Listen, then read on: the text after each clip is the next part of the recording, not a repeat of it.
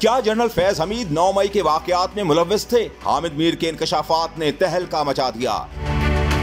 एक निजी चैनल के प्रोग्राम में गुफ्तगू करते हुए सीनियर सहाफी हामिद मीर का कहना था कि आज एक बहुत बड़ी खबर है जिसने सिर्फ पाकिस्तान में नहीं बल्कि पूरी दुनिया में तहलका मचा दिया है, और वो खबर ये है कि ISI के साबिक सरबराह जनरल रिटायर्ड फैज हमीद को फौज की तहवील में ले लिया गया है और उनके खिलाफ कोर्ट मार्शल की प्रोसीडिंग का आगाज कर दिया गया है।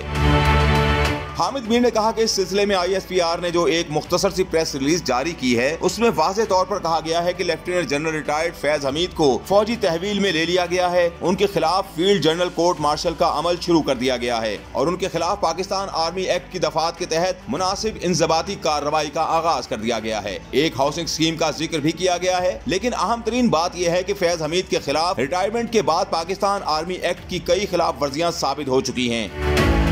हामिद मीर ने मजीद कहा कि अब जब जनरल फैज हमीद के खिलाफ कार्रवाई शुरू हो गई है तो इसके क्या असरात मुरत्तब होंगे, क्योंकि वो सियासत में भी मुदाखलत करते रहे हैं तो सियासत पर क्या असरात मुरत्तब होंगे, और उन्होंने डायरेक्टली इनडायरेक्टली बहुत सी सियासी जमातों को अपने मकासद के लिए इस्तेमाल करने की कोशिश की, जिसमें से एक अहम तरीन वाकया 2019 का है जब 3 बड़ी पार्टियों ने उस वक्त के army chief general Qamar Javed Bajwa की एक्सटेंशन के हक में फैसला दिया और इसका क्रेडिट जनरल फैज हमीद को जाता है।